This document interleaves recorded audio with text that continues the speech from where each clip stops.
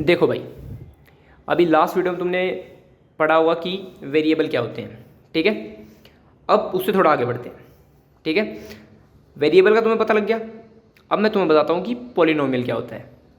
असल में पॉलिनोमियल क्या होता है, जब भी ये वेरिएबल तुम्हारा कंबाइन होता है नंबर्स के साथ, तो ये मिलके एक पॉलिनोमियल बनाते हैं, ठीक है। एग्जांपल देता हूँ। वेरिएबल तुम्हारे पास क्या होते हैं, एक्स वाई जेड। नंबर क्या होते हैं तुम्हारे पास, 2 3 4। इनको कंबाइन, अब कंबाइन कैसे होते हैं ये देखो, x प्लस 2 एक पॉलिनोमियल है, z माइनस 5 ये भी एक पॉलिनोमियल है। ओके, थोड़ा और आगे बढ़ते हैं। 3x माइनस 2 ये भी पॉलिनोमियल है। देखो यार, मैंने बताया था तुम्हें कि ये x z x ये तीनों के तीनों क्या हैं, ये वेरिएबल है। वेरिएबल है, वेरिएबल का मतलब क्या होता है, वेरिएबल नंबर ही होते हैं बस ये वो नंबर होते हैं जो हमें पता नहीं होते। यानी कि देखो ध्यान से, अगर यहाँ पे मैं एक्स जेड की जगह कोई नंबर रखता तो ये तीनों की तीनों चीज़ें ना आराम से एक नंबर बन के आती मेरे सामने। देखो एक्स को यहाँ पे 4 रखते हैं अगर हम, तो क्या होता, 4 प्लस 2 6 हो जाता और मेरे पास नंबर आ जाता। ऐसे ही z माइनस 5 में z को अगर मैं 10 रख दूँ तो 10 माइनस 5 5 हो जाता और ये पूरा का पूरा 5 आ जाता मेरे पास। पक्की बात है। तो असल में ये सब के सब क्या है, ये नंबर ही है। वेरिएबल भी एक नंबर ही है, और ये जो पॉलिनोमियल है ना पूरा का पूरा, ये पूरी की पूरी इक्वेशन ये भी असल में नंबर ही होती है। बस फर्क इतना है कि वो वैल्यू मुझे पता नहीं अभी तक। अब जब मेरे को वो वैल्यू नहीं पता, इसलिए मैंने उसको x प्लस 2 लिखा है।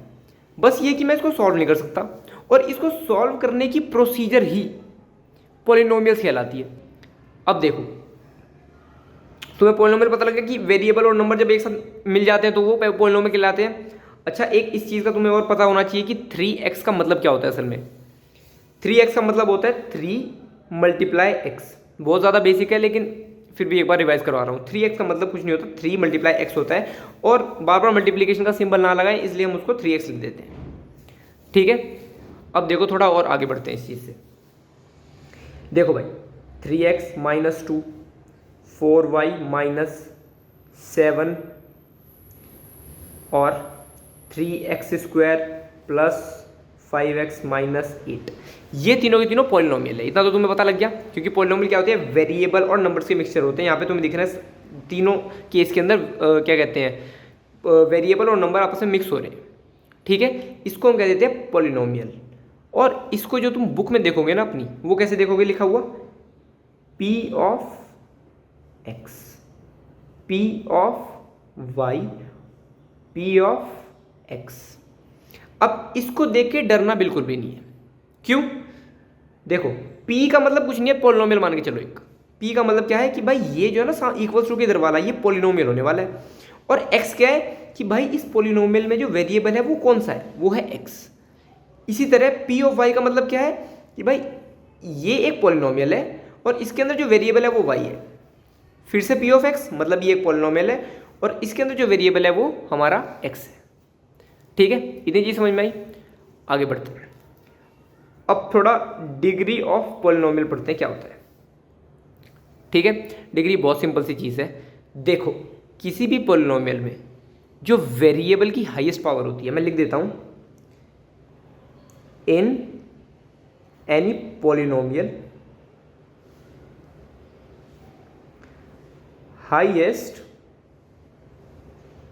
Power of variable is it's degree, ठीक है।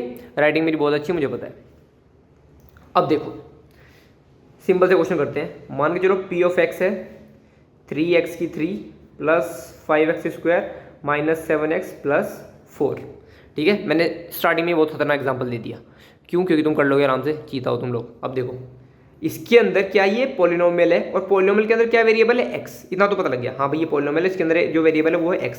अब इसकी हाईएस्ट पावर क्या है, देखो ध्यान से, यहाँ पे x की पावर क्या है 1। आगे बढ़ते हैं, x की पावर 2, अच्छा यानी कि 2 हो सकती है। आगे बढ़ते हैं, x की पावर 3, तो इसकी डिग्री क्या हो गई 3। सिंपल ये होती है डिग्री, इतना समझ में आया तुम्हें? अब डिग्री से आगे आता है टाइप्स ऑफ पॉलिनोमियल। इस चीज़ को मैं थोड़ा तेज तेज या जल्दी निपटा रहा हूँ क्योंकि ये बहुत बेसिक चीज़ें हैं, ठीक है। टाइप्स ऑफ पॉलिनोमियल कैसे तुम आइडेंटिफाई करते हो? वो आइडेंटिफाई करते हो तुम डिग्री से, ये जो तुमने अभी ऊपर पढ़ी है, ठीक है। ये जो तुम्हारी डिग्री है ना, यहाँ से। अब देखो इससे कैसे होते हैं भाई, 2-3 चीज़ें दिमाग में रखना बस। अगर डिग्री 1 है तो वो लीनियर पॉलिनोमियल हो जाता है। अगर डिग्री 2 है तो क्वाड्रेटिक पॉलिनोमियल, और अगर डिग्री 3 है तो क्यूबिक। इससे ऊपर तुम्हारे सब्जेक्ट में है ही नहीं, ठीक है। तो हम सिर्फ यही 3 पढ़ने वाले हैं। अब फटाफट इनके एग्जाम्पल देते हैं और इस टॉपिक को खत्म करते हैं। यहीं पे देखो ध्यान से, P ऑफ y ये लेके चलते हैं इस बार, ठीक है। 5y + z। अब बताओ मेरे को ये कौन सा पॉलिनोमियल है, ठीक है। वीडियो पॉज करके, सिंपल है। देखो P ऑफ y, सिर्फ y को देखना है और किसी को नहीं देखना। बाहर में गया सब कुछ, सॉरी ये 2 है,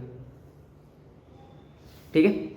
y को देखना है। y की हाईएस्ट पावर क्या है, याद रखना, एक पावर नहीं देखनी हमें, हाईएस्ट पावर देखनी है उसकी, ठीक है।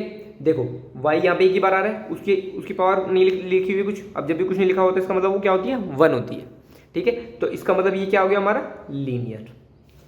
ऐसे ही एक और P ऑफ y देखते हैं हम, 6y² - 7y + 2। अब देखो ध्यान से, यहाँ पे y 1 है, ठीक है। लेकिन हम यहीं पे नहीं रुकेंगे, हम देखेंगे कि हाईएस्ट पावर क्या है इस पॉलिनोमियल की, ठीक है। इस पूरे पॉलिनोमियल में y की हाईएस्ट पावर क्या है, y वाला पॉलिनोमियल है ना, तो इसकी हाईएस्ट पावर देखते हैं और वही उठाते हैं बस। उससे छोटी है फर्क नहीं पड़ता, बस हाईएस्ट देखनी है। यहाँ पे हाईएस्ट पावर क्या है, y की पावर 2, इसका मतलब ये हो गया क्वाड्रेटिक। एक और एग्जांपल करते हैं, 8y³ - 8y। बताओ ये क्या है? इसमें देखो y भी आ रहा है, y³ भी आ रही है, हाईएस्ट डिग्री क्या है 3, इसका मतलब ये एक क्यूबिक पॉलिनोमियल है। इतना सिंपल है बस, ठीक है। तो आई होप यहाँ से तुम्हें पॉलिनोमियल समझ में आया होगा, डिग्री समझ में आई होगी और टाइप्स ऑफ पॉलिनोमियल समझ में आया होगा। आगे चलेंगे और इसको आगे और सॉल्व करेंगे।